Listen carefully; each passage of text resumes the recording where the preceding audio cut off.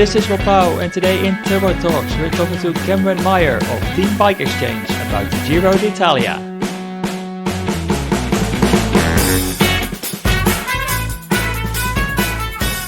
Alright welcome back to the Turbo Talks podcast. It is time for the first Grand Tour of the year, the always beautiful and entertaining Giro d'Italia. 3 weeks of hard racing through the most stunning regions and villages. And our guest for today's podcast is preparing himself for his 6th Giro start and the 10th Grand Tour start of his career. And if all goes to plan, he could very well be on the winning team this year. It's a warm welcome to Cameron Meyer of Team BikeExchange. Welcome, Cam. How are you feeling a day before the Giro start? Yeah, thanks for having me. It's really good to be at the start of the Giro for 2021, and we're feeling quietly confident that we're going to have a great tour for Team BikeExchange. So we get all started tomorrow for the prologue, and I'm looking forward to it. Were you aware that this is your 10th Grand Tour start, or do you not keep track of stats like that?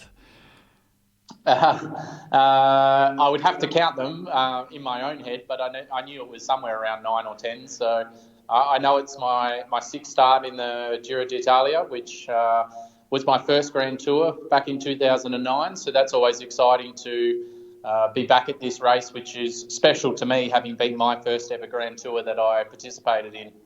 And it's always a special race on the calendar with how demanding it is, how beautiful it is, and being one of the biggest races you can do in the world cycling stage. It's always good to be here. And then another extra little nugget for this podcast. The last 2 times that you finished the Giro was 2010, 2011. And can you tell us which team you were riding for? Team Garmin back then. See, there we go. Transitions in Garmin Slipstream and that. But Garmin was where I started with the Giro for 2009, 10 and 11. I started the Giro with Team Garmin. And now we're riding the Giro again, but then with the Garmin products for Team BikeExchange. What is the big difference now between at the start in 2009 and being at the start now? Oh, probably my understanding of what's to come. Back then, obviously being a young rider and new to the world of professional cycling on the road in Europe, it was a lot of unknowns and probably wasn't as expected to do as much of a job each day because I was new to it and a developing rider, whereas now I come into it with specific roles and specific responsibilities, and with all the experience that I've had over 10, 12 years in the professional ranks, it makes it quite different. Yeah, you already mentioned a specific role that you're coming in this year, and maybe already a role that you had last year as well, but things unraveled a bit last year. Can you tell us something about the role that you were going to have? Because obviously Team BikeExchange coming in strong with a great team, and obviously Simon Yates as your leader. Can you tell us something about your role on the team? Yeah, we're coming in with really one purpose for this race, and that's to look at the overall classification with Simon Yates, and we believe we've got a strong enough team to be able to contest for the overall victory. My role is predominantly more on the flatter stages and the medium mountain stages in protecting Simon through what can be chaotic sprint stages or stages with a little bit of dynamic up and downs at the end, and just making sure that he's guided through to the finish line as safely as possible with losing as little time as he can. Something I found really interesting, because both you and Simon have that track background. Well, usually not the background. You're still great on the track as well. Simon was actually your successor as a world champion in the points race back in 2013. Do you have sort of like an understanding because of that with him? We haven't really spoken about that too much. It is pretty cool to think that we both come from a world track cycling background and both been world champions in the points race. And him being the year after I'd won it in 2012 and he won in 2013 is pretty special to think of. And maybe that gives us a good connection to each other.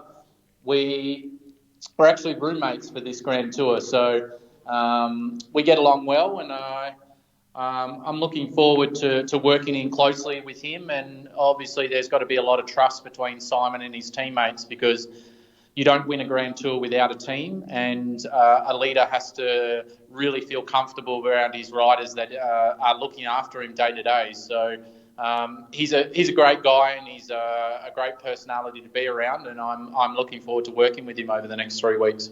But you mentioned a leader type. But what type of leader is Simon?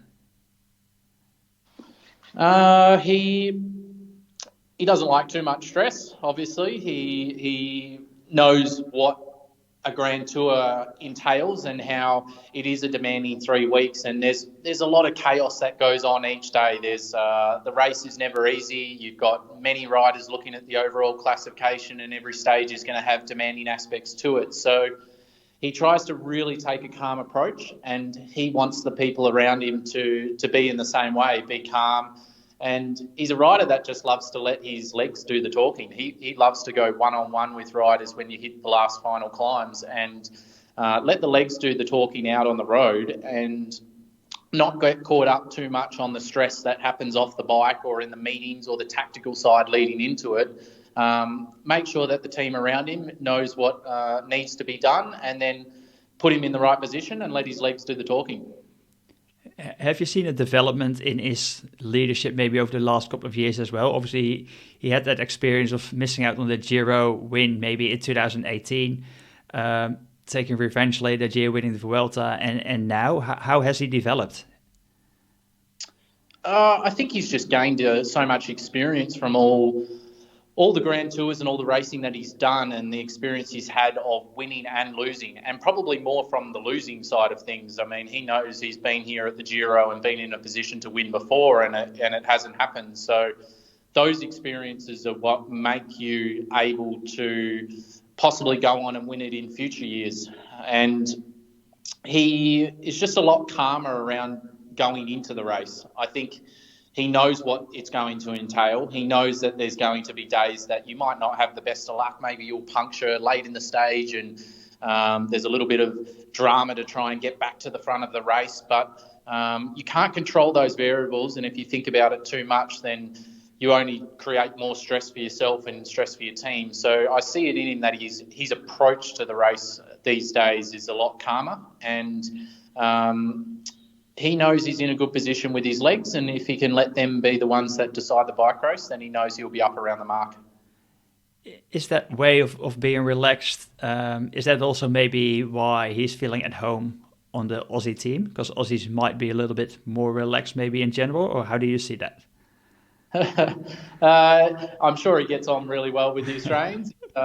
He's been around the team for a long time now, and I think he really feels comfortable with the team that's around him, and that includes staff members and riders. And I think the Australian side of things is something that he's comfortable with, and hopefully we can be calm around him. But also we love to have a good time as well, and a laugh and a joke, and that's all part of it as well. When you're around the dinner table after the stages, you try and take a little bit of stress off with talking about other things, and having some fun and some story time. And I think he loves having a bit of banter with the Australians. One thing you touched on earlier is you mentioned sort of like the trust between the leader and the people, the other guys on the team. How does that trust evolve over time, and how does that understanding grow between, for example, you and Simon? Yeah, it doesn't come instantly, and you've got to really look at it from the team's point of view. They look at it a long way out. So when they're deciding the squad for a Grand Tour and they see their leader, they're taking a lot of things into consideration with the parcours and what sort of rider they need, but also who can be in a group environment that works well with how the leader reacts. And we went to the Tour of Alps with 6 of the 8 riders that were going to be here at the Giro. And that was part of the process of learning to work together, communicate, get our communication processes right, get the way we're going to talk about things in the debriefs after stages, and also before we start stages, how we like to approach the racing. And that's from the team management through to our leader, Simon Yates, down to our other riders that are supporting him. And that started weeks and months ago, and hopefully we can put it all into action over the next 3 weeks. Yeah, because I was wondering, obviously you did that tour of the Alps, and I think, like, if we just look at the results, it's been a successful test in terms of that, all the stuff that you just mentioned. Does it feel like that for you guys as well? Yeah, the Tour of the Alps was a perfect lead into this race, not just physically from the 5 stages of hard racing that we did do, but Simon taking the leader's jersey on the second stage put pressure onto the team. How do we handle the expectations of a jersey, and how do we then work together with him to hold the jersey for the next 3 to 4 days? And we had to learn to use our energy in the right spaces and right times, and how to use our power at the right times. And it was a great lead into what might be expected of us when we come to this race. If Simon takes the pink jersey at any point in the race, we have to be prepared for that workload and be able to know how to handle that pressure. And Tour of Alps was a great lead in. And if we have a little look at the Giro and at the route for this year, I think there's like an uphill finish already, like on stage 6. I can sort of almost imagine that you might be not too keen for Simon then to get a leader's jersey already, because of the workload that might be put on the team because of that. Is that something that's being discussed on the team, or? Yeah, it's definitely a balancing act. If you were to get the jersey early on in the first week, which is possible with Simon, and he's showed his form is really good, that if we were to end up in the pink jersey, how we then tackle that from then on if it was to be as early as, say, stage 6. But look, we need to take each stage as it comes, and we need to always remember that it is 3 weeks, and the last week of any Giro d'Italia is very demanding. When we get into the Dolomites and the Big Alps in the last week, it is very demanding, and you can be a minute, 2 minutes down and still win the Giro from there. So I don't think we're going to take full responsibility if we fall into the jersey anywhere in the first week. We will still play it quite relaxed, because we do know that final week is very demanding. When is the time for you guys, maybe for you as a rider, to start looking into that road book and when study which stages are coming up and into what detail? I think it starts a long way out. When you know that you're on the list for doing a Grand Tour, then you obviously look at the parcours, and it might dictate a little bit of how you're going to train. If it's your objectives are really in the last week or 2, then maybe you won't come into the Grand Tour as you'll be looking to just build those extra few percentages through the first week of racing, and maybe come in a little bit fresher. Or maybe you're really targeting the first week in trying to get a jersey or trying to get a stage win or a time trial win that's on the first stage. You might come in really red hot to try and put maximal power and percentages down in that first part of the race. So you do start to look at the stages a long way out, but then you get really more into detail as you get closer. So when you get into those final weeks and then in those last few days, and you start really discussing the tactics of the team and how you're going to go about it, it sort of ramps up as you get closer to the day of racing. Is that something that you take a lead role in as well, or let your voice being heard in terms of the tactics of the team? Yeah, I think there's a fair few of us on our squad that take that approach of being a little bit more outspoken in how we think we should approach it, and what the team's role will be to approach the stage in a certain way. And that's something that I like to have a say in, and sit down with management and say, I think we could approach it this way, and they give their views. And that's for the older experienced riders who have done many Grand Tours, for them to really speak up with their experience. And we have a great team management that really take that on board before we really lock down our final decisions on what our tactics might be. And I kind of get the feel that you are pretty passionate about like operating as a team and working for the team.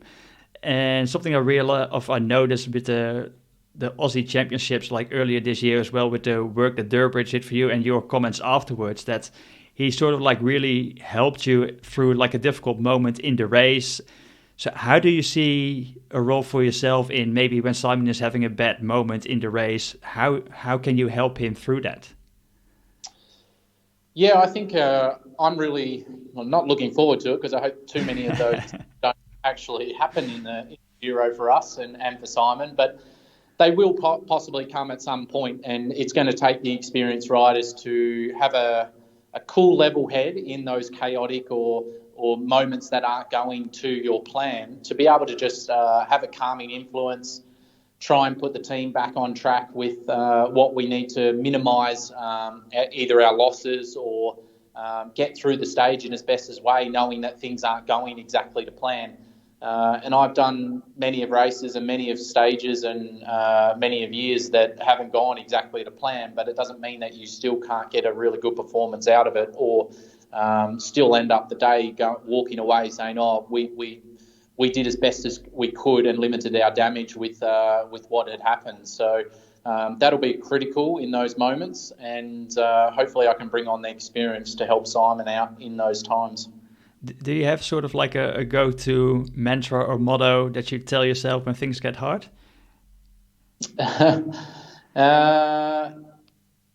No, probably the biggest thing that just goes through my head is stay calm.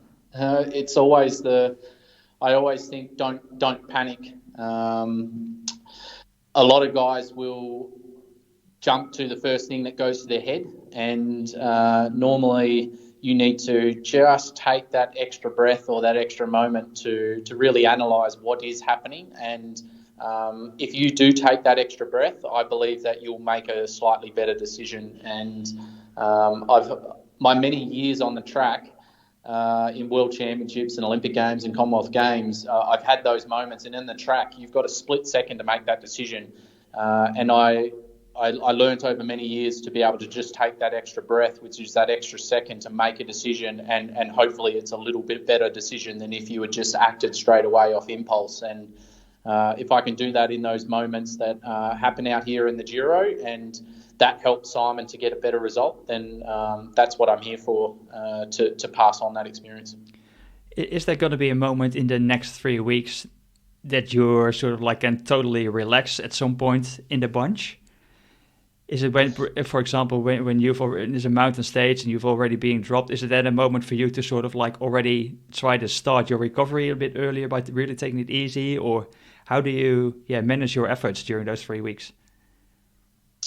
Yeah, you've got to be able to do your job to 100%, and then when your job has finished, you've got to then think about how you look after your own body and recovery process, and that can start, like you said, from the gruppetto. So if my job ends at 100 kilometres into the race because I had to look after Simon to there, and then it's someone else's job from then on to take him up the next climb, then my process of recovery and process of taking it easy starts from when my job ended. And you've got to be able to manage that over the 3 weeks, because every rider can't go 3 weeks full gas. Not even Simon. He's got to have his moments where you're relaxed and he can just switch off a little bit because he knows that I'm 100% on duty for anything that might happen. And you've got to be able to manage that throughout a 3-week race to be able to do something as demanding as the Giro. And is then there a moment that you already like start being more conscious of already eating more or drinking more, etc. at those moments that you try to start saving energy? Or what are the little things that you're doing then?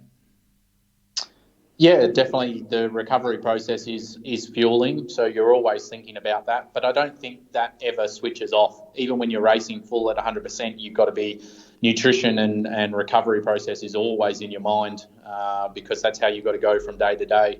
So we have a great team, we have great products, great sponsors that look after that side of things, so that our nutrition on the bike is, while we're racing, either full gas or we're recovering to the end of the stage by taking it easy once we're in gruppetto. And then when we're off the bike, we're really well looked after, and we have nutritionists and a chef and our coaches and sports scientists that are really looking after all those side of things. So we're well drilled, and we have all the information that we need depending on what's happening on the day, either on the bike or off the bike, to manage those processes of making sure we're ready to go for another day of racing coming up the next day. And you mentioned hydration. Obviously, during the race, I can imagine you might be on a bottle duty every now and then as well. What's the record number of Tex bottles that you managed to take up in your jersey? It's getting harder and harder these days because the jerseys keep getting smaller and smaller and tighter and more aerodynamic, actually. So, no, things have changed. I remember I actually told a story only a day or so ago to the team here that we were reconning the Stage 11 stage in Tuscany with the gravel roads, and I was here in 2010 when Cadell won in the mud on those stages, and also 2011 we did some gravel roads in the Giro. And I remember I was on bottle duties then, and I had that's when we had 9 riders in a Grand Tour team, and I had 8 bottles on me to try and get it back up to my teammates, and I didn't quite make it, and I had to unzip the jersey. All 8 bottles ended up with the crowd on the side of the road. You don't want to do that this year anymore, right? I'd prefer not to do that, but yeah, eight bottles would probably be my record. I haven't gone past 8 in a Grand Tour. You've got 8 teammates, so eight in the back of the jersey. But hopefully, I don't have to do that too many times. And this day and age, we have a lot of support staff, so we have a lot of bottle points on the road. So it's less and less that you have to actually go back to the car for 8 biddens. Yeah, and otherwise maybe Chris or Hepburn can take an extra turn. Yeah, that'd be great. Now, tomorrow, you already mentioned the start. Starts with a prologue, obviously a time trial, and it finishes with a time trial. You must still have some love for that time trial. Is there any chance that you go out full gas tomorrow, or is it already in mind, oh no, I might have to save energy for the rest of the Giro? No, you won't see me going full gas tomorrow. My job is to look after Simon straight away from the day after, and I don't think I have the ability these days to really be inside that top 10 on the time trials, and it hasn't been a focus of mine. So my focus now is that real domestique captain's duties on the road with. In the road stages, and with Simon going for the overall, that is the objective here. So I'll save some energy tomorrow and try and make it 19 stages, not 21, in my legs, and I'll take it a little bit easier in the prologue. Yeah. When is this Giro a successful one? Is it only successful when you finish with Simon on the top step of the podium? Look, we start out with that objective, but the Giro is one of the hardest races you can ever do, and to put that expectations on Simon is something that I won't do, and I'm sure and the team's not going to do. We hope for success, but if Simon goes out there and he gives it all, we know that his all is going to be really good, and whatever happens after that happens. If he finishes in 5th or he finishes on the podium, if he's given his all when the team has done their job to the best of their ability, then we will be happy at the end of the day. And the pink jersey is the aim, and that's what we would love.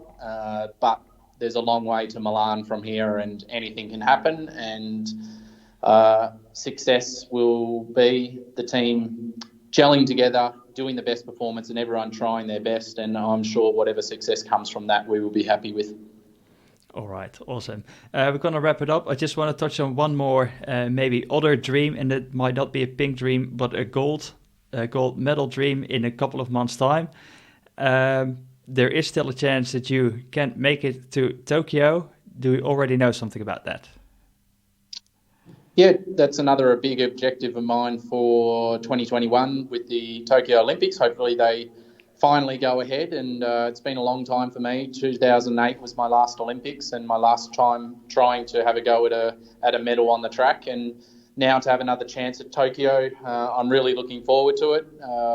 My selection should hopefully be named in the next couple of weeks, and hopefully I'm on that plane to Tokyo and competing for a medal at the Olympic Games, which will be something special in my career. It's I think it's about like the only thing missing on your palmarès for a career. If you look at it, what is it, 9 world titles on the track? Yeah, 9 world titles on the track and 3 at the Commonwealth Games. So, yeah, it is something that I really hope for, and I've striving for a while, and I haven't quite had the opportunity over the last 2 Olympic Games with the Madison and the points race being withdrawn from those Olympics. But now the Madison's back in, I'm very excited about it, and it's going to be definitely a hard bike race. You've got guys like Elia Viviani and Morkov and Roger Kluger and these types of riders who will also be there contending for the medals. But I can't wait. It's been a childhood dream, and I was 4th in Beijing in 2008. So if I can go one or a couple better than that and make it onto the podium, that'd be something that just ticks off my track Palmares quite nicely. Awesome. All right. We're going to keep fingers crossed for that selection and that we're going to see you in action in Tokyo. But first, we're going to follow you for the next 3 weeks in Italy, you and the rest of Team BikeExchange. Thanks, Cam, so much for your time to have a chat. No worries. Thanks for having me. All right. And thank you all for listening. And as always, make sure you tell a friend about the podcast and subscribe to automatically receive that new episode in your feed. Enjoy watching the Giro d'Italia the upcoming 3 weeks, and make sure you keep following Cam and Team BikeExchange in their quest for that Maglia Rosa. And as always, in the meantime, never stop cycling. This was Rob Bouw with Cam Meyer of Team BikeExchange. Stay tuned for the next Turbo Talks.